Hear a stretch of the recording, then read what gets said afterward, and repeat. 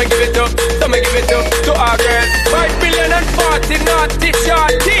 Baby girl, I'm a girl, I'm a girl. Thunder pass me. Well, I'm on the way this time. Cool, I wanna be keeping you warm. I got the right temperature to shelter you from the storm. Hold on, girl, I got the right tactics to turn you on. And girl, I wanna be the papa, you can be the mom.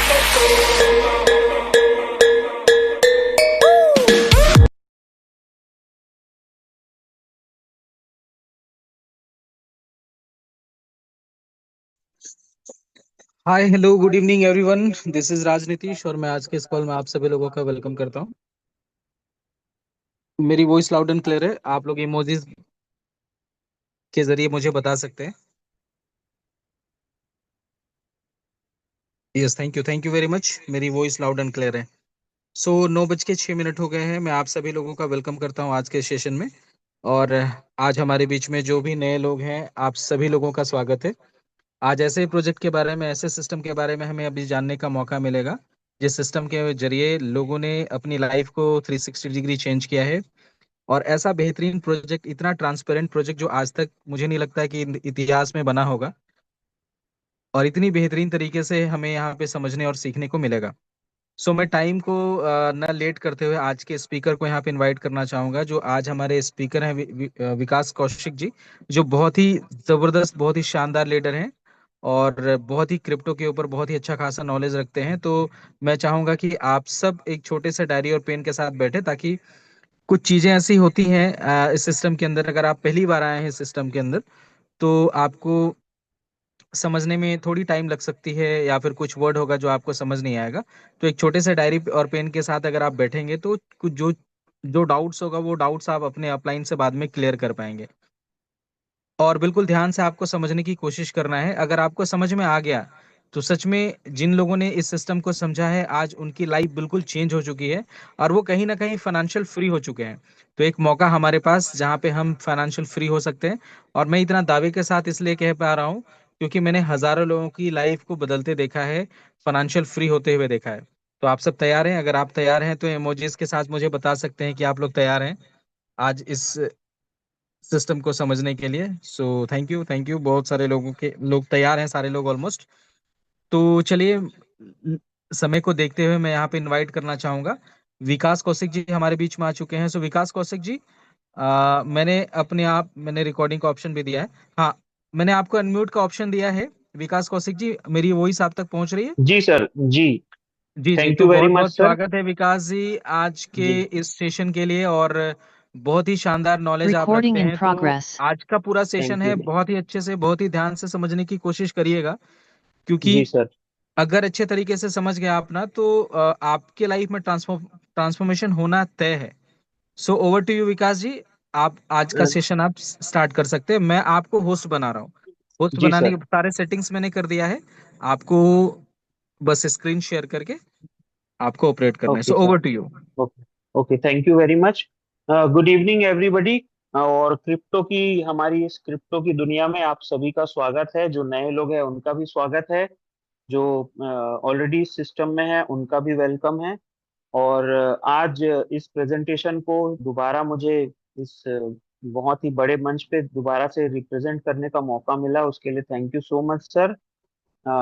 तो चलिए इसके बारे में हम सीधा बात करते हैं। तो दोस्तों देखिए, थोड़ा सा मैं अपने बारे में एक छोटा सा इंट्रो देता हूँ कि मेरा नाम विकास है, विकास कौशिक। मैं छत्तीसगढ़ से बिलोंग करता हूँ। और बाय क्वालिफिकेशन मैंने लगभग 4 साल मेरी कंप्यूटर्स में पढ़ाई हुई है, 5 साल। मैंने बीसीए किया, दो एक O level A level qualify किया, पीजीडीआईटी किया और उसके बाद फिर मैंने एमबीए किया। और पिछले 5-6 साल से मैं ट्रेडिंग और इन्वेस्टमेंट की दुनिया में हूँ। और लगभग 7-8 महीने से मैं बिटकॉइन में ट्रेडिंग करता था। और उसके बाद मुझे प्रोजेक्ट मिला। तो इन्वेस्टमेंट में फंडामेंटल एनालिसिस कैसे करते हैं और क्रिप्टो को का फंडामेंटल एनालिसिस कैसे करते हैं, उसी बेस पे मैंने इस एलजीएनएस को चुना और इस पे मैं आ गया इस प्रोजेक्ट पे। तो देखिए, ज्यादा टेक्निकल बातें अगर मैं करूंगा तो होता क्या है, टेक्निकल चीजें हम ना लोगों को समझाने में भी दिक्कत होती है। और खुद समझने में भी दिक्कतें होती हैं, राइट। तो मैं आज अपने स्टाइल से सिंपल और कम शब्दों में आपको ये प्रोजेक्ट समझाने का पूरा प्रयास करूंगा, जिससे कि आप भी अपने किसी नियर एंड डियर को इस प्रोजेक्ट को आम भाषा में एकदम नॉर्मल तरीके से उसको समझा सके। तो देखिए दोस्तों, प्रोजेक्ट के बारे में समझने से पहले आप एक चीज समझ लीजिए कि दुनिया में ऐसी बहुत सारी टेक्नोलॉजीज हैं जिसको हम यूज करते हैं रोजमर्रा की जिंदगी में, लेकिन वो टेक्नोलॉजी कैसे काम करती है हमें आज भी नहीं पता। जैसे उदाहरण के लिए रेडियो। रेडियो जो है उस पे कैसे फ्रीक्वेंसी मैच करता है, वो काम कैसे करता है, 99% लोगों को नहीं पता। मोबाइल कैसे टावर से कनेक्ट होके कैसे काम करता है, नहीं पता। तो बहुत सारी ऐसी चीजें हैं जो हमको नहीं पता, लेकिन हम उन चीजों का अनुभव करके हमको समझ में आता है कि हम जब गूगल पे या पेटीएम से पेमेंट कर रहे हैं तो वो चला जा रहा है सामने वाले के मोबाइल पे। तो ये सब टेक्नोलॉजीज हैं जो हम यूज करते हैं, हमको आदत है इन चीजों का, लेकिन अगर कोई आपसे ये पूछेगा कि ये काम कैसे करता है तो हम बता नहीं पाएंगे उसको। तो ठीक उसी प्रकार बहुत सारी चीजें क्रिप्टो करेंसी में भी है, जिसको हम और आप अगर उसको समझने जाएंगे तो हमें एक ब्लॉकचेन डेवलपर का पूरा प्रॉपर कोर्स करना पड़ेगा। तो हम उस ब्लॉकचेन डेवलपर के प्रॉपर कोर्स के पीछे नहीं भागना है हमको। हमको इस टेक्नोलॉजी का फंडामेंटल एनालिसिस करना है, और इस टेक्नोलॉजी को एक मोटे तरीके से हमको समझना है और समझाना है कि एक्चुअल में ये क्या भला है, और आने वाले टाइम पे ये क्या हमको मतलब हमारी लाइफ में क्या अच्छा काम कर सकता है। ठीक है, तो चलिए मैं स्टार्ट करता हूँ, और सबसे पहले मैं स्क्रीन शेयर करता हूँ।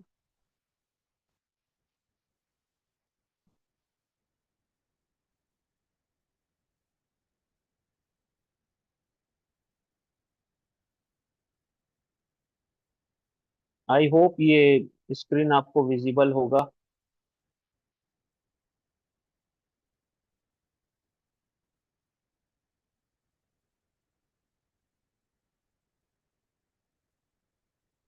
ओके, तो हम स्टार्ट करते हैं। तो अगर आप ब्लॉकचेन टेक्नोलॉजी, क्रिप्टो करेंसी, इसके बारे में जानना चाहते हैं तो कुछ चीजें हैं जो आप हमेशा ध्यान पे रखिएगा।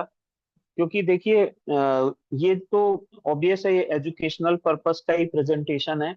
हम आपको ये सिखाएंगे कि किसी क्रिप्टो करेंसी को कैसे चेक किया जाता है, और हमारे प्रोजेक्ट में क्या चीजें हैं जो हमको अच्छी लगी। ठीक है, तो ये प्रॉपर एक एजुकेशनल पर्पस का ही प्रेजेंटेशन है। और किसी भी प्रकार का कोई भी इन्वेस्टमेंट करने से पहले अपना खुद का रिस्क भी जरूर आंक ले कि हम कितना रिस्क ले सकते हैं, राइट। तो अपना खुद का भी रिसर्च बहुत इंपॉर्टेंट होता है। हम सिर्फ आपको गाइड कर सकते हैं कि कैसे रिसर्च करना चाहिए। ठीक है, तो सबसे पहले अगर मैं बात करूं एकदम नए लोगों के लिए मैं बात बोलूंगा कि ब्लॉकचेन टेक्नोलॉजी क्या होता है। तो अगर आप इसको थोड़ा सा ओवरव्यू देखोगे ब्लॉकचेन टेक्नोलॉजी को, तो ब्लॉकचेन टेक्नोलॉजी का जो सबसे मेन फीचर है ना, वो ये है इसका डिसेंट्रलाइजेशन। ये क्या होता है, जैसे आज तक हमेशा हमने सर्वर बेस्ड सिस्टम के बारे में सुना है जो सेंट्रलाइज्ड होता है। जैसे आम बोलचाल की भाषा में हमने हमेशा क्या सुना है कि चीजें सर्वर डाउन है, या बैंक का हम कोई काम करने गए हैं तो सर्वर अभी डाउन है, या नेट स्लो है, तो हर चीज में हम सर्वर को दोष देते हैं। मतलब सर्वर करके एक कोई सेंट्रल जगह है जहाँ सेंट्रलाइज्ड है, वहां पे सारे डेटा स्टोर होते हैं, उसी को हम सर्वर कहते हैं। तो अभी तक हम क्या है, सर्वर बेस्ड सिस्टम में जी रहे हैं, और वही सिस्टम चल रहा है जब से कंप्यूटर और इंटरनेट की दुनिया आई है तब से, राइट। तो अब क्या हुआ, टेक्नोलॉजी जब डेवलप होते गया तो 1990s में ब्लॉकचेन टेक्नोलॉजी करके एक टेक्नोलॉजी आया, जो कि सर्वर सिस्टम का जो प्रॉब्लम्स था उसको उसने शॉर्ट आउट कर दिया। यानी कि क्या है, सर्वर में कभी कभी क्या होता है, जैसे सर्वर क्रैश हो गया, सारे डेटा उसमें स्टोर है, या किसी वजह से उसमें ट्रैफिक ज्यादा हो गया, उसका रैम जाम हो गया, तो कुछ समय के लिए सर्वर है वो डाउन हो जाता है, राइट। तो ब्लॉकचेन टेक्नोलॉजी क्या हुआ यहाँ पर ना, जो सारे डेटा है, इंफॉर्मेशन है, उसको ब्लॉक्स के फॉर्म पे रखा जाता है, और सारे ब्लॉक्स एक दूसरे से ना क्रिप्टोग्राफिक तरीके से लिंक रहते हैं। एक 64 डिजिट का हेक्साडेसिमल कोड होता है जो कि हर एक ब्लॉकचेन में प्रिंटेड रहता है, मतलब उसको दिया जाता है ब्लॉक्स को। जस्ट लाइक आवर फिंगरप्रिंट्स, की जैसे हमारे फिंगरप्रिंट्स अलग होते हैं, हर एक व्यक्ति का फिंगरप्रिंट अलग होता है, उसी प्रकार हर एक ब्लॉक का जो 64 डिजिट का हेक्साडेसिमल कोड रहता है वो डिफरेंट होता है। तो उसी प्रकार ब्लॉक्स है ना एक दूसरे से कनेक्टेड रहते हैं, इसीलिए उसको ब्लॉकचेन कहते हैं। तो जो डेटा इंफॉर्मेशन है सर्वर की जगह में जब ब्लॉक्स पे रखा जाता है, तो उसी चीज को ना ब्लॉकचेन टेक्नोलॉजी कहते हैं। तो इस टेक्नोलॉजी का फायदा क्या क्या हुआ भाई, सिंपल सी भाषा में अगर आप समझोगे, इसको देखोगे, तो जो जो प्रॉब्लम सेंट्रलाइज सिस्टम में होता है वो सारे प्रॉब्लम्स को ब्लॉकचेन टेक्नोलॉजी सॉर्ट आउट कर देता है। जैसे फॉर एग्जांपल सेंट्रलाइज सिस्टम में क्या होता है, डेटा एक ही जगह रखा जाता है, और यहाँ तो डेटा का एक्सेस किसी मतलब कि मिनिमम अथॉरिटीज के पास हो जाता है सेंट्रलाइज सिस्टम में, राइट। और जो अगर उसी डेटा को हम ब्लॉकचेन में रखते हैं, तो उसकी जो जो उसका जो एक्सेस है वो मल्टीपल नोड्स के पास आ जाता है। दूसरा एक है कि जो सर्वर, जो सेंट्रलाइज सिस्टम होता है, वो कभी कभी अपने पावर का मिसयूज कर सकता है। लेकिन क्योंकि अगर वो ब्लॉकचेन टेक्नोलॉजी में है और वो एक क्या कहते हैं नोड्स में है, जैसे 100 और 200 के नोड्स वाला ब्लॉकचेन है, तो उसमें सभी का क्या वोटिंग का जरूरत पड़ता है, वहीं पे सबका परमिशन लेना पड़ेगा किसी भी डेटा को, किसी भी कमांड को एग्जीक्यूट करने के लिए। तो इसलिए क्या होता है, जो ब्लॉकचेन टेक्नोलॉजी है ना वो उसमें वो सेंट्रलाइज पावर वाला फीचर नहीं होता है। तो यहाँ पर ना एक प्रकार से बोलिए सेंट्रलाइज सिस्टम में जो प्रॉब्लम्स आती है कॉमनली, जैसे अगर मैं उदाहरण के लिए समझाऊं आपको, फॉर एग्जांपल रशिया और यूक्रेन का जो वॉर हो रहा है पिछले 3-4 सालों से, तो क्योंकि ऊपर के टॉप 1% के पास अथॉरिटी है उनके पास में, तो डिसीजन कौन ले रहा है, रशिया के जो प्रेसिडेंट है वो, और यूक्रेन के प्रेसिडेंट है वो। तो ये दोनों की आपसी लड़ाई अगर वो लड़ रहे हैं, तो अपने घर का पूंजी लगा के नहीं लड़ रहे हैं, वो देश का पूंजी लगा के एक दूसरे से लड़ाई कर रहे हैं पिछले 4 साल 5 साल से, राइट। तो अगर यही चीज डिसेंट्रलाइज तरीके में होता सेम चीज, तो रशिया और यूक्रेन दोनों को वॉर करने के लिए ना पहले सारे ब्लॉक से परमिशन लेना पड़ता, तब फिर वो अप्रूव होता। क्योंकि वो सेंट्रलाइज सिस्टम में है, इसलिए वो क्या कर दिए, आपस में डिसीजन ले लिए और फाइट करना शुरू कर दिए। लेकिन वही डिसेंट्रलाइज सिस्टम में होता वही चीज, वही अथॉरिटी, तो वो शायद वॉर का कंडीशन ही नहीं होता वैसा, और अगर होता भी तो वॉर बहुत छोटे स्तर पे होता, बहुत नॉमिनल तरीके से मामलों को उस तरीके से सुलझाया जाता। तो ब्लॉकचेन टेक्नोलॉजी का ना आम आदमी के लाइफ में बहुत बड़ा पॉजिटिव रोल है इसका। ठीक है, यहाँ पर सिक्योरिटी और रिस्क जो है वो काफी कम हो जाता है, ट्रांसपेरेंसी और ट्रस्ट ज्यादा रहता है। ठीक है, और ये जो टेक्नोलॉजी है ये एक्चुअल में एक आम आदमी के लाइफ में बहुत ज्यादा इम्पैक्ट और अच्छा पॉजिटिव तरीके से इम्पैक्ट डालने के लिए आया हुआ है। और इसका सबसे ज्यादा जो नुकसान होना है वो सेंट्रलाइज सिस्टम में जो ऊपर की अथॉरिटीज है उन्हीं का होना है। तो इसीलिए पूरी दुनिया में ना ब्लॉकचेन टेक्नोलॉजी को रोकने की कोशिश की गई थी, स्टार्टिंग में प्रयास किया गया था। लेकिन आज की डेट में आप देखोगे पूरे, अगर वर्ल्ड में आप देखोगे, गूगल गूगल में भी आप सर्च कर सकते हो, ब्लॉकचेन टेक्नोलॉजी में लगभग 4 ट्रिलियन से भी ज्यादा का इन्वेस्टमेंट लोगों ने कर रखा है पूरा वर्ल्ड वाइड। तो ये आज की डेट में इतना बड़ा हो चुका है और लोगों ने इतना ज्यादा इसमें बिलीव कर लिया है कि ना सारी कंट्रीज को, अदर कंट्रीज को, सबको इसको एक्सेप्ट करना पड़ रहा है इस टेक्नोलॉजी को। तो इसके पीछे का कारण क्या है, सबसे पहले स्टार्टिंग में अगर आप देखोगे तो जो सबसे पहले कौन आया था, बिटकॉइन 2008-9 पे ये आया। और बिटकॉइन के पीछे का जो हिस्ट्री है वो यही है, उसने अपने व्हाइट पेपर पे ये लिखा था कि मैं दुनिया को पहला डिजिटल डिसेंट्रलाइज्ड करेंसी दे रहा हूं एज एन एसेट, ताकि वो अपना पैसा डिजिटली यहाँ पे रख सके और पीयर टू पीयर, P2P वो ट्रांजेक्शन कर सके, ग्लोबली इसको लेके जा सके। इसको कोई गवर्नमेंट की जरूरत नहीं पड़ेगी, किसी थर्ड पार्टी का इन्वॉल्वमेंट, किसी सेंट्रलाइज सिस्टम की इन्वॉल्वमेंट की जरूरत नहीं पड़ेगी, क्योंकि ये मैंने इसे बनाया है ब्लॉकचेन टेक्नोलॉजी के ऊपर में। इसके पीछे इनका मकसद, इसने इसको इसको क्यों बनाया, क्योंकि 2008 में मार्केट क्रैश हुआ था, राइट। और तो उनका ये कहना था कि जब कभी भी दुनिया में वॉर सिचुएशन होती है या मार्केट क्रैश होता है, तो सबसे ज्यादा लॉस किसका होता है? आम आदमी का। आम आदमी बहुत ज्यादा लॉस में झेलता है। वो अपने एसेट्स को, अपना प्रॉपर्टी को मूव नहीं कर सकता, अपनी फैमिली को मूव नहीं कर सकता। वो डिपेंडेंट हो जाता है सेंट्रलाइज सिस्टम पे, जिसकी वजह से उसको बहुत ज्यादा लॉस झेलना पड़ता है। वो बिल्कुल असहाय हो जाता है।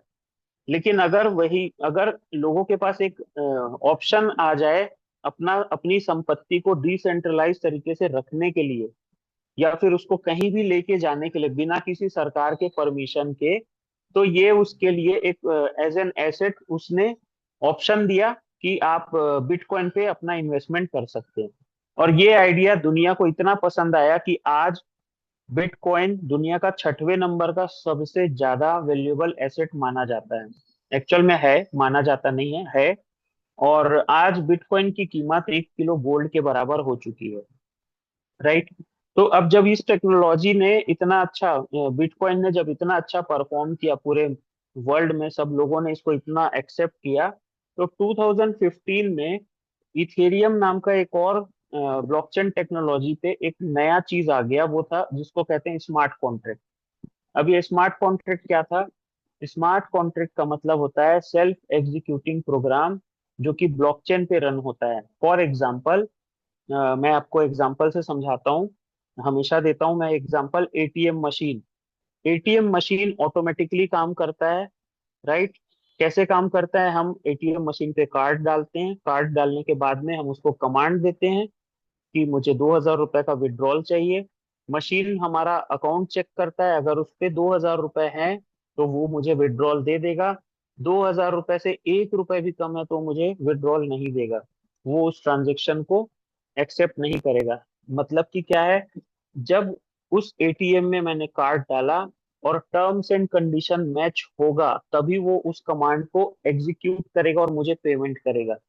उसी टाइप के मैकेनिज्म को जब ब्लॉकचेन में डिप्लॉय कर दिया जाता है, यानी कि जब टर्म्स एंड कंडीशन मैच होगा तब वो कमांड एग्जीक्यूट होगा। जब इस टाइप का मैकेनिज्म ब्लॉकचेन टेक्नोलॉजी पे डिप्लॉय कर दिया जाता है, उसको कहा जाता है स्मार्ट कॉन्ट्रैक्ट, राइट।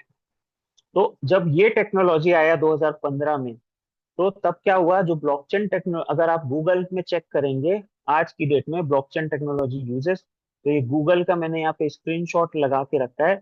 आप देखना, दुनिया में, पूरी दुनिया में जितने भी सेंट्रलाइज सिस्टम है, centralize system, server based system है, उन सभी में ब्लॉकचेन टेक्नोलॉजी का यूज अब होने लगा है। यानी कि मैं आपको क्यों बता रहा हूँ, इसका भविष्य, या फिर यही भविष्य है इसका। मैं ये नहीं कह रहा हूँ कि ये इसका भविष्य देखिए, मैं कह रहा हूँ यही फ्यूचर है आने वाले कल का।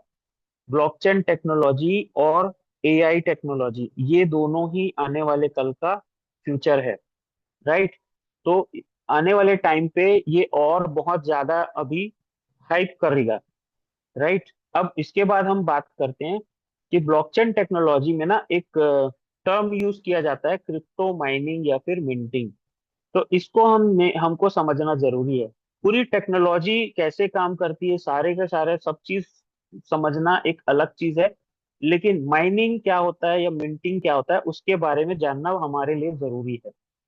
देखिए, जब ये क्या है, ये ब्लॉक्स जो बनते हैं क्रिप्टो करेंसी में, ब्लॉकचेन मतलब ब्लॉक्स बन रहे हैं।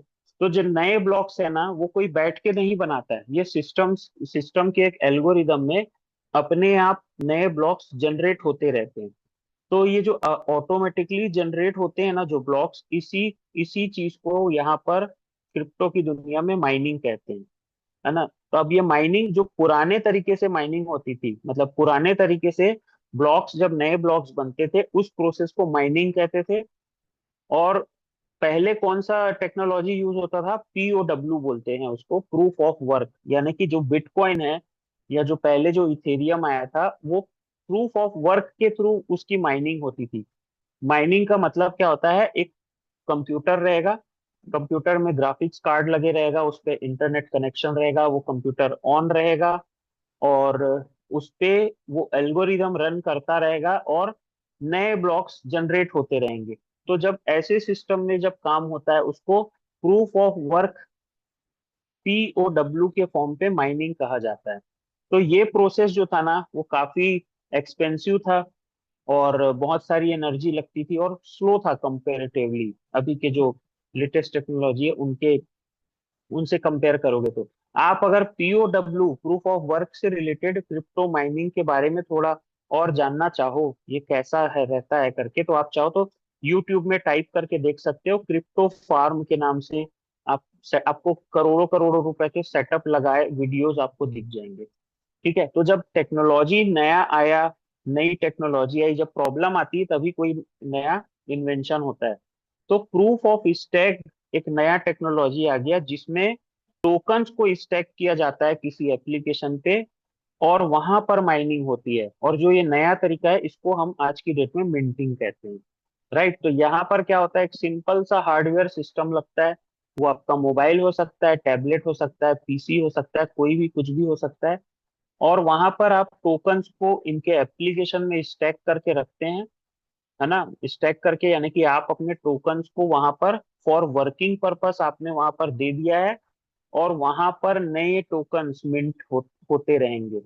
तो एज अ रिवॉर्ड, ब्लॉकचेन में क्या होता है, टोकन्स है ना, वो उस पे एप्लीकेशन रन होता है।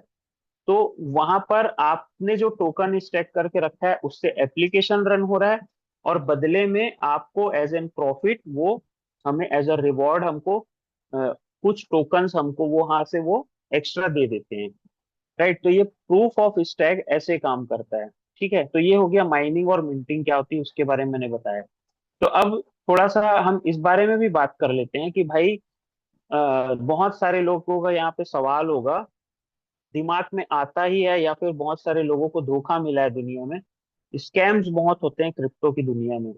तो भाई जो भी कोई नया टेक्नोलॉजी आता है वो अगर हमारे लिए अपॉर्चुनिटी है, दुनिया के लिए अपॉर्चुनिटी है, तो स्कैमर्स के लिए भी वो अपॉर्चुनिटी होती है ना। और हम जैसे कि पहले जमाने में, बहुत पहले, नकली नोटों का बहुत ज्यादा व्यापार भी होता था, नकली नोट मार्केट में बहुत चल जाते थे।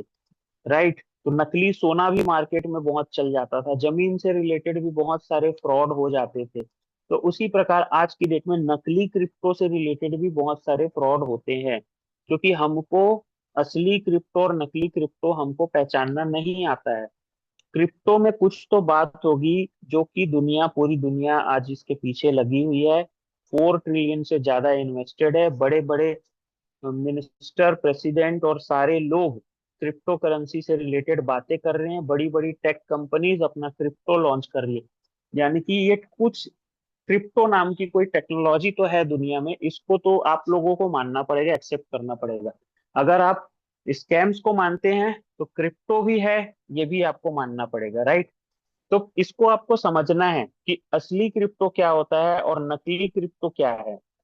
अगर आप प्रॉपर एजुकेटेड हैं, अगर आपको नॉलेज है, आपको पहचानना आता है असली नोट क्या है, आपको पहचानना आता है असली सोना कैसा है, आपको पहचानना आता है कि जमीन के पेपर्स असली है कि नकली है, तो उसी प्रकार अगर आपको क्रिप्टो पहचानना आ गया कि असली क्रिप्टो क्या है, तो आप स्कैम से खुद भी बच सकते हो, लोगों को भी बचा सकते हो। तो कभी भी क्रिप्टो से रिलेटेड आपको इन्वेस्टमेंट करना है तो सबसे पहले अपने आप को थोड़ा सा एजुकेट कर लीजिए सर। थोड़ा सा टाइम लगेगा, और लेकिन आपको बहुत इसका बेनिफिट मिलेगा। राइट, तो अब इसको अब मैं शॉर्ट में भी यहाँ पे समझाता हूँ। देखिए, कुछ बेसिकली 7-8 प्रकार के क्रिप्टो करेंसीज होते हैं मार्केट में, लेकिन जो मेन मेजर टाइप्स हैं वो 4 होते हैं। एक है बिटकॉइन, BTC, जिसका खुद का इकोसिस्टम है। राइट, और उसको मदर करेंसी बोला जाता है क्रिप्टो की दुनिया में, क्योंकि सभी लोग क्रिप्टो करेंसी समझाने के लिए बिटकॉइन का ही उपयोग करते हैं, जैसे आज मैंने किया है। राइट, तो बिटकॉइन है, ये मतलब कि समझ लीजिए मदर करेंसी हो गई। उसके बाद स्टेबल कॉइन्स होते हैं। स्टेबल कॉइन क्या होता है, जो डॉलर को रिप्रेजेंट करता है। यूएस डॉलर जो होता है वो एक प्रकार से ग्लोबल करेंसी माना जाता है उसको। तो उस करेंसी को, जो क्रिप्टो करेंसी की दुनिया में जो कॉइन रिप्रेजेंट करता है, उसको स्टेबल कॉइन कहते हैं।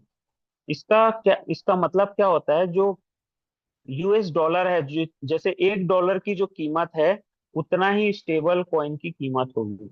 जैसे for example Dai, USDT, USDC, ये सारे स्टेबल कॉइन्स की कैटेगरी में आते हैं। इसका जो प्राइस है हमेशा एक डॉलर के बराबर होता है।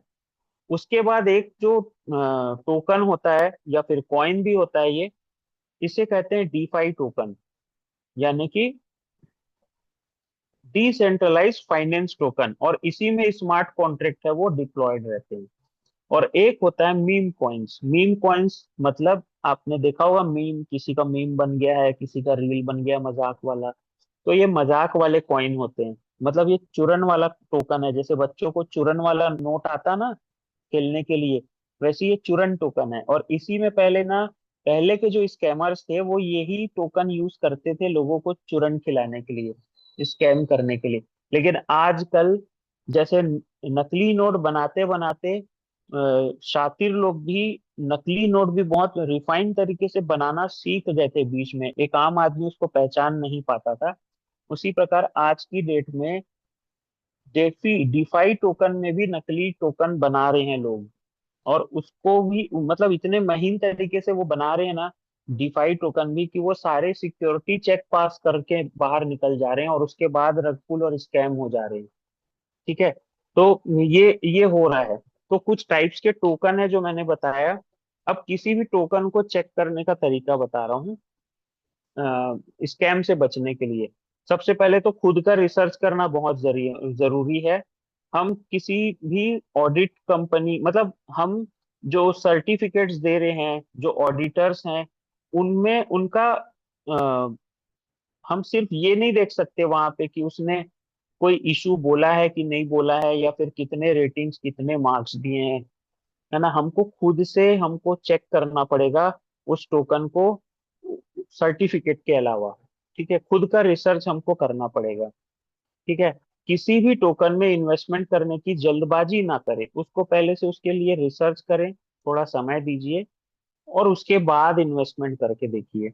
और ट्रस्टेड प्लेटफॉर्म में है कि नहीं वो जरूर चेक करिए। अभी कैसे वो ट्रस्टेड प्लेटफॉर्म के बारे में मैं आगे के स्लाइड में आऊंगा, बताऊंगा आपको। उस टोकन का यूज केस क्या है, सबसे पहले वो देखिए। बिना किसी यूज केस के, मतलब बिना उपयोगिता का कोई टोकन अगर है तो उसमें इन्वेस्टमेंट कभी मत करें। उसका कोई यूनिक यूज केस होना चाहिए। वो कोई ऐसा टेक्नोलॉजी लेके आ रहा है दुनिया में जो कि अपने आप में पहला हो, ये होना चाहिए। कोई ऐसी सर्विस हो जिससे लोगों के लाइफ में कोई परिवर्तन मिल रहा हो। उसका यूज केस एक प्रॉपर होना चाहिए। मतलब उस प्रोजेक्ट का विजन होना चाहिए कि मैं दुनिया को क्या देने वाला हूँ। ठीक है। उसकी लिक्विडिटी अच्छी होनी चाहिए, तभी तो हम वहां पर बाय या सेल कर पाएंगे। लिक्विडिटी बहुत लो है, डाउन है, तो हम वहां पर बाय सेल कैसे करेंगे? ठीक है। मार्केट कैप ढंग का होना चाहिए, और वहां पर होल्डर्स हैं वो भी अच्छे हो। मार्केट कैप मतलब कि मिनिमम टोकन जो है वो 500 मिलियन प्लस हो। अकाउंट होल्डर्स मिनिमम 50,000, या अच्छा होगा अगर वहां पर 1 लाख कम से कम होल्डर्स हो। तो इन चीजों का आप एक पैरामीटर बना के रखिए दिमाग में। उसके बाद जो कुछ एडवांस टूल्स है एआई के, जैसे चैट जीपीटी है, नोटबुक एलएम है, इन इन लोगों को आप यूज करिए। ठीक है। आपके जो क्वेरीज आएंगे दिमाग में, क्वेश्चंस आएंगे, तो वहां पर चैट जीपीटी से आप बात करिए। नोटबुक एलएम में इसका पूरा का पूरा व्हाइट पेपर, स्मार्ट कॉन्ट्रैक्ट ले जाके पीडीएफ को वहां पर भेजिए, और फिर उससे क्वेश्चन आंसर करिए, तो वो आपको समझाएगा प्रोजेक्ट क्या है करके।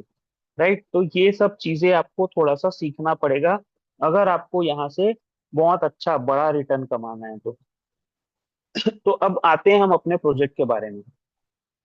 तो प्रोजेक्ट के बारे में मैं आपको बता दूं, ओरिजिन एलजीएनएस ये क्या लेके आ रहा है, इसका यूज केस क्या हो सकता है, वो मैं आपको बताता हूँ। ये दुनिया का पहला डिसेंट्रलाइज्ड बैंक बनने जा रहा है। मतलब फाइनेंशियल पेमेंट इकोसिस्टम बना रहा है ये पूरी दुनिया में, एक सिंगल। जैसे उदाहरण के लिए आप सोचिए कि जब हम कुछ साल पहले, मतलब कुछ साल पहले यानी कि 25 साल पहले मान लीजिए, तो 25 साल या उससे यंग जो है यहाँ पर ऑडियंस में, तो उनकी बात नहीं कर रहा हूँ। जो थोड़े से मेरे जैसे जवान मैच्योर लोग हैं, मैं उनकी बात कर रहा हूँ। तो अगर हम पहले की दुनिया में चले जाएं, तो पहले जो बैंकिंग सिस्टम था उसमें कोर बैंकिंग नहीं था, है ना। हम जहां हमारा जहां पर बैंक का खाता खुला हुआ है, हम वहीं पर सिर्फ लेन देन कर सकते थे, किसी दूसरे बैंक में ट्रांजेक्शन में दिक्कतें आती थी। लेकिन जब इंडिया में कोर बैंकिंग आया, तो वो कोर बैंकिंग आज की डेट में कितना अच्छा हमारे लिए हो गया है कि अगर मैं छत्तीसगढ़ में हूँ यहाँ पर, और मैं दिल्ली चला जाऊं, तो वहां के भी एसबीआई बैंक में जाके मैं अपना अकाउंट एक्सेस कर सकता हूँ। या मैं साउथ में चला जाऊं तो वहां भी मैं एक्सेप्ट मतलब यूज कर सकता हूँ अपना अकाउंट को। राइट, तो ये कोर बैंकिंग का फायदा हो गया। तो उसी प्रकार जरा सोच के देखिए कि पूरी दुनिया में एक सिंगल बैंक हो जाए, और वो टोटली डिसेंट्रलाइज्ड हो, उसका कोई ओनर ही ना हो, और वो 137 स्मार्ट कॉन्ट्रैक्ट्स में डिप्लॉयड बैंक को टर्म्स एंड कंडीशन मैच होगा तो एटीएम की तरह प्रोसेस कर देगा। यानी कि विद इन 2 to 5 सेकेंड्स, या मैक्स टू मैक्स 30 सेकेंड्स आपका प्रोसेस हो जाएगा, आप दुनिया के किसी भी कोने में रहें। तो वैसा वो बैंक कितना बढ़िया रहेगा, आप थोड़ा सोच के देखिए। उसका सर्वर कभी जिंदगी में डाउन नहीं होगा, क्योंकि यहाँ तो सर्वर ही नहीं है।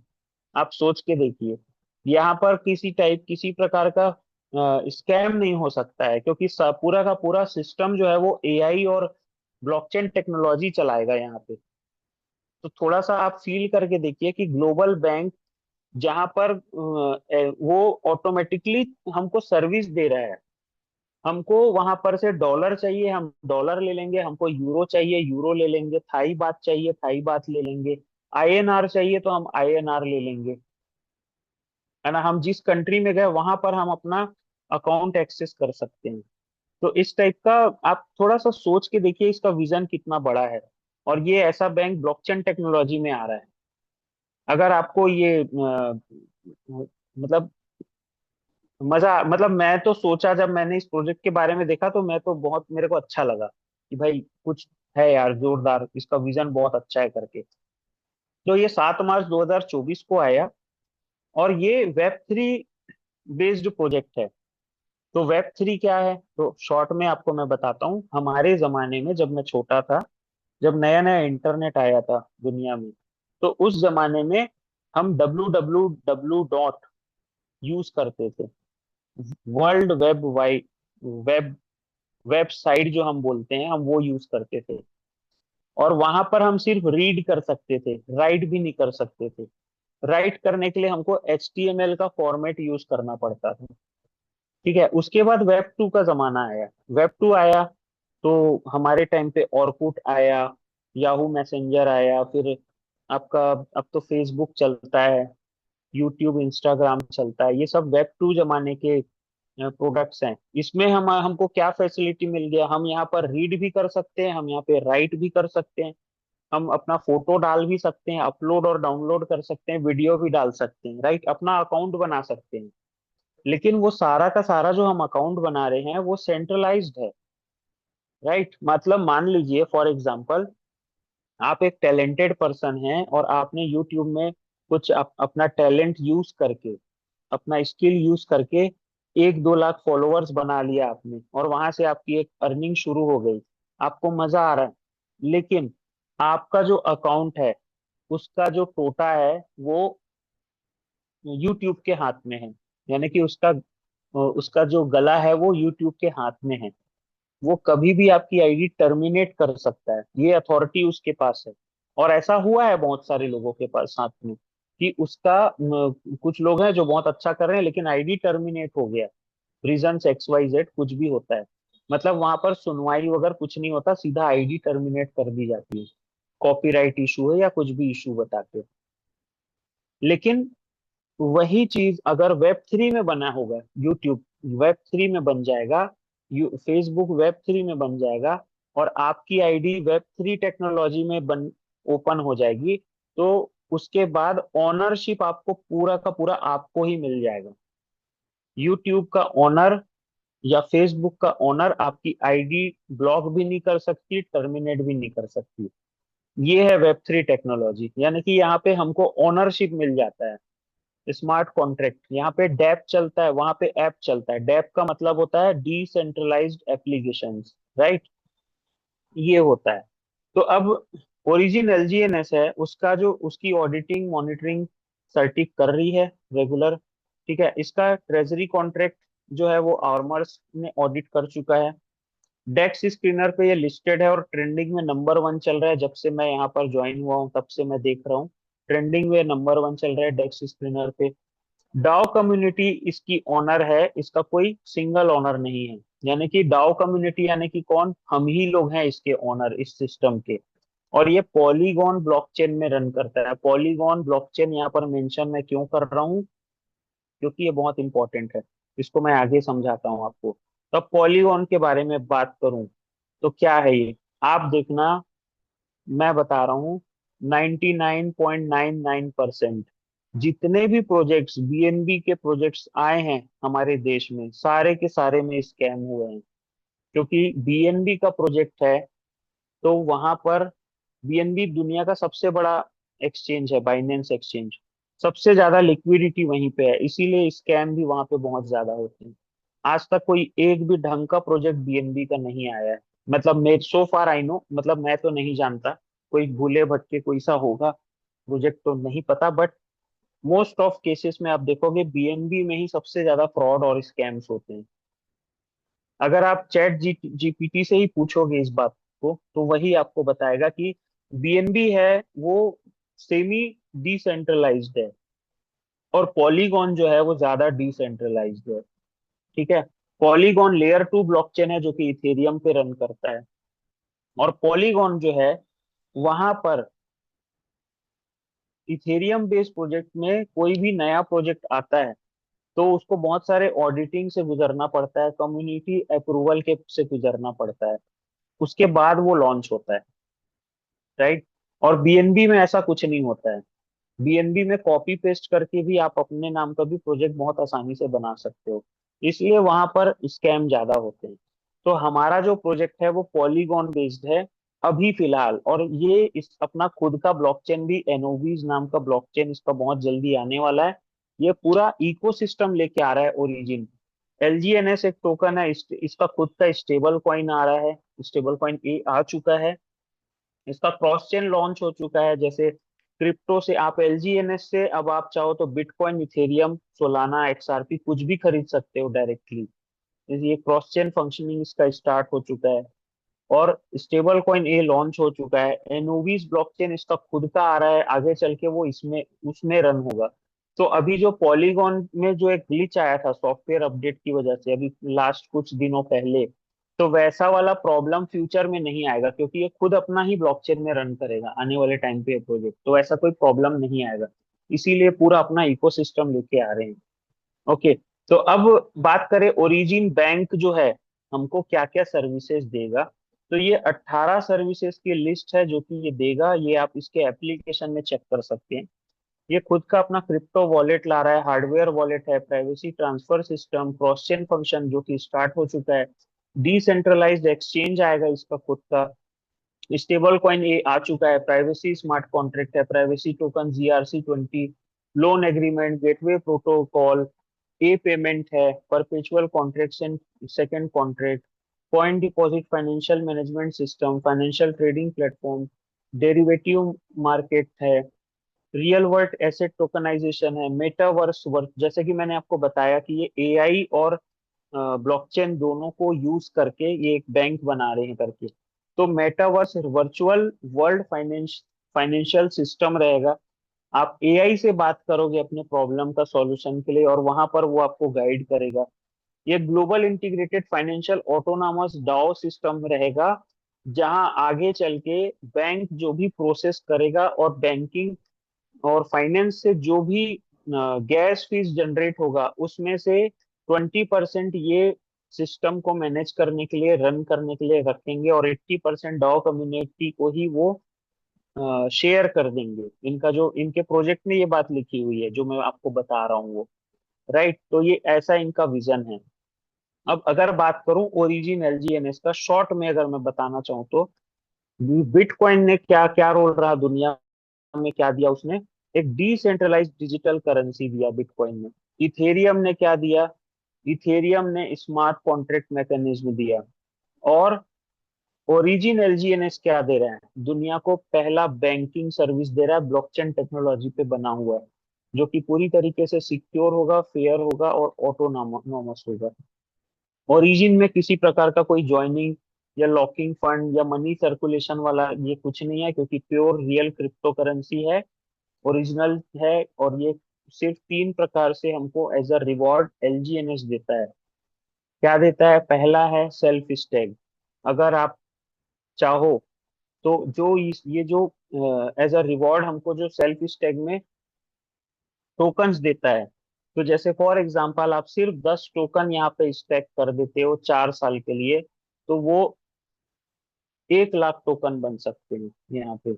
जो इसका जो एपीवाई है उसके हिसाब से बता रहा हूँ, बनेगा इससे ज्यादा, लेकिन मिनिमम आपका इतना जरूर बन जाना है। वो एक 10 टोकन जो है वो आपका 3 से 4 लाख बनेगा, लेकिन यहाँ पे मैं मिनिमम 1 लाख बता रहा हूँ। जो इसका मिनिमम 0.2% के कैलकुलेशन के हिसाब से है ये।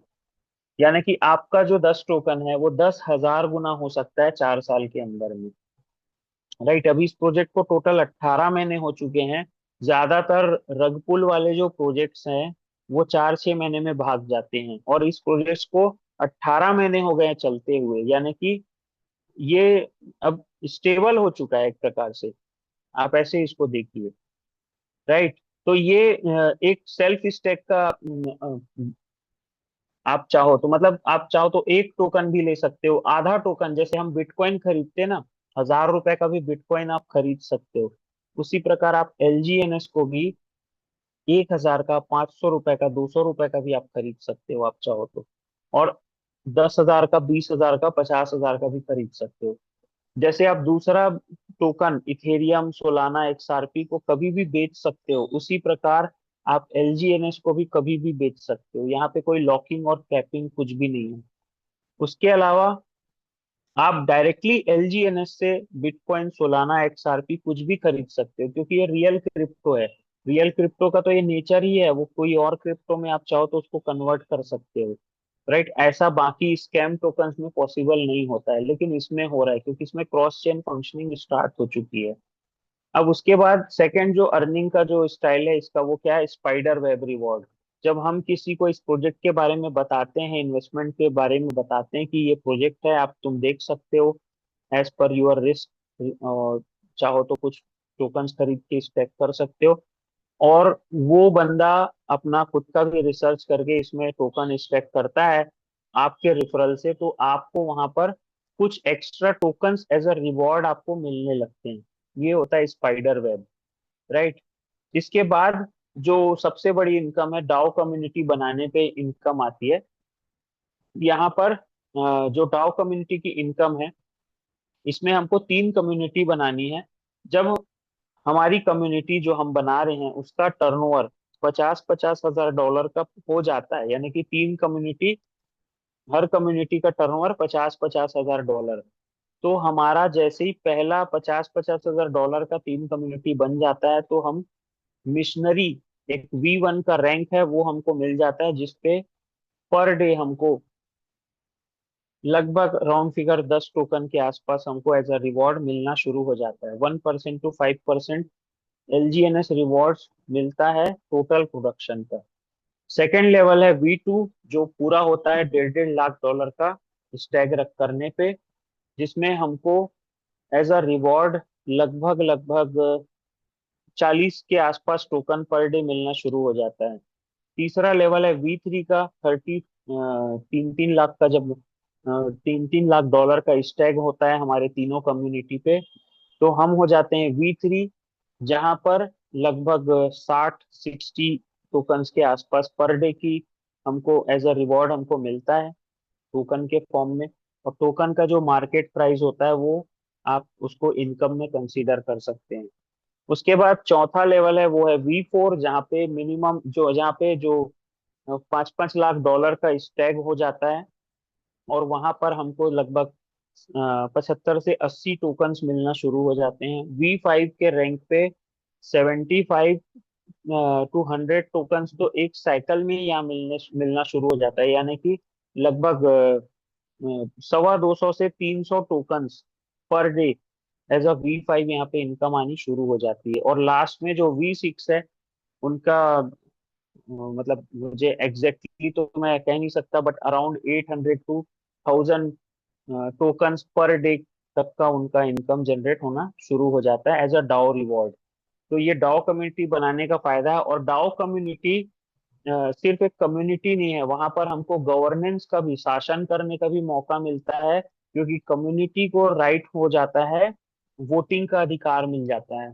सिस्टम में प्रपोजल्स आते हैं और कम्युनिटी वोट लेके उस सिस्टम को आगे बढ़ाती है। तो ये कम्युनिटी बनाने का एक मतलब यहाँ पर कम्युनिटी की इसलिए जरूरत भी पड़ती है। तो ओवरऑल अगर मैं इस प्रोजेक्ट को कंक्लूड करूं तो मैं ये कहूंगा कि प्रोजेक्ट बहुत अच्छा है, वेरीफाइड है, और इसका बहुत बड़ा और अच्छा विजन है। ये आने वाले टाइम पे $100 बिलियन का भी प्रोजेक्ट हो सकता है। आने वाले टाइम पे टॉप 10 क्रिप्टो करेंसीज में शामिल हो सकता है। लेकिन फिर भी क्रिप्टो आज भी high risk high reward game है। तो इन्वेस्टमेंट आप उतना ही करिएगा जितना आप सह सको। इस चीज को आप हमेशा याद रखिए। कभी भी बहुत सारा लोन लेके इधर उधर से पैसे मैनेज करके ज्यादा लालच में बहुत बड़ा इन्वेस्टमेंट किसी भी क्रिप्टो प्रोजेक्ट में नहीं करना है। अपना रिस्क समझ के ध्यान पूर्वक और प्रोजेक्ट को समझ के करना है। तो इसी के साथ मैं अपना प्रेजेंटेशन यहीं पे समाप्त करता हूँ। और मैं चाहूंगा कि नीतीश सर, राजनीति सर दोबारा से आ जाएं।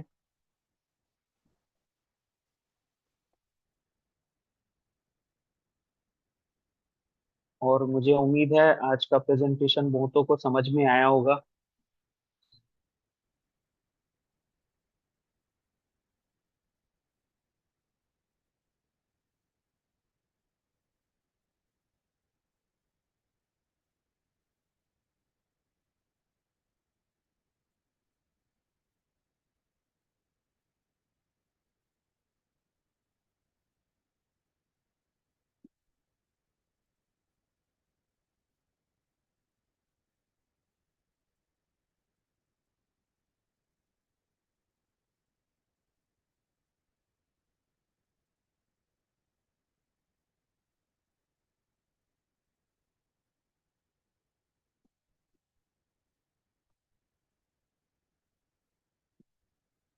आप अनम्यूट हो गए थे, मैंने अनम्यूट का ऑप्शन दिया है आपको। जी और सर। जी, तो हमारे हाँ। बीच में आज के शेयरिंग के लिए जबरदस्त ग्रेट लीडर हमारे बीच में मौजूद हैं। तो मैं उन्हें यहाँ पे अनम्यूट करने का ऑप्शन दे रहा हूँ। वजीर सर आ चुके हैं, वेलकम वजीर सर। आप अपनी शेयरिंग दे सकते हैं, ओवर टू यू। तो hi hello how are you दोस्तों। वेलकम अगेन है आपका आज के इस वंडरफुल सेशन में। जैसे कि आज विकास सर ने काफी अल्टीमेट सेशन लिया, बहुत सारी चीजें उन्होंने नहीं बताई हमारे पार्टिसिपेंट्स के लिए। मैं देख पा रहा हूँ यहाँ पर 600 प्लस पार्टिसिपेंट है दोस्तों। तो मेरी वॉइस क्लियर आ रही है विकास सर, या फिर कुछ भी रिएक्शन देकर के आप बता सकते हैं मेरी वॉइस क्लियर आ रही है क्या। Okay okay, thank you thank you thank you. तो चलिए दोस्तों, कुछ चीजों के बारे में हम यहाँ पर डिस्कस करते हैं। तो कुछ मोटिवेशन ना देकर के मैं कुछ अपडेटेड चीजों के बारे में आपको बताना चाहूंगा कि क्या क्या हो रहा है दोस्तों। तो चलिए मैं कुछ न्यूज के बारे में आपको आपके साथ डिस्कस करना चाहूंगा। तो चलिए बात करते हैं दोस्तों कि जैसा आपने देखा आपके वॉलेट में एक नया प्रपोजल ऐड ऑन हुआ जिसका नाम है दोस्तों ईओए। दोस्तों ईओए क्या होता है, या फिर ईआईपी। आपने देखा ईआईपी 7702 का ऑप्शन आपके वॉलेट में ऑटोमेटिकली ओपन हुआ। तो ये होता क्या है दोस्तों, बात करेंगे होता क्या है। तो अभी तक जो हम वॉलेट यूज कर रहे थे वो वॉलेट दोस्तों नॉर्मल वॉलेट है। वो किस पे चलता है, वो चलता है ईओए सिस्टम पे। ईओए का मतलब होता है दोस्तों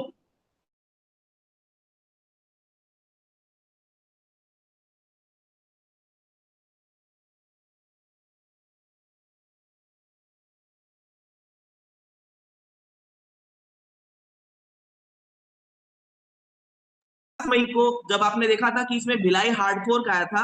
तो भिलाई हार्ड फोर्क होता क्या है दोस्तों, मैं सिंपली बात हम बताऊं। जैसे अदर अदर वॉलेट पे अपडेट आते हैं उसी तरीके से ब्लॉकचेन पे अपडेट ना आकर के हार्ड फोर्क आता है। ठीक है, जब दोस्तों भिलाई हार्ड फोर्क आया था तो उसके 10 बाद उसमें फेक्ट्रा हार्ड फोर्क आया था। और फेक्ट्रा हार्ड फोर्क में 7 मार्च 2025 में ये अपग्रेडेशन हुआ था, एक नई प्रपोजल लॉन्चिंग हुई थी, कौन सी, EIP 7702 का। ये करता क्या दोस्तों, ये हमारे वॉलेट को एक स्मार्ट वॉलेट में कन्वर्ट कर देता है।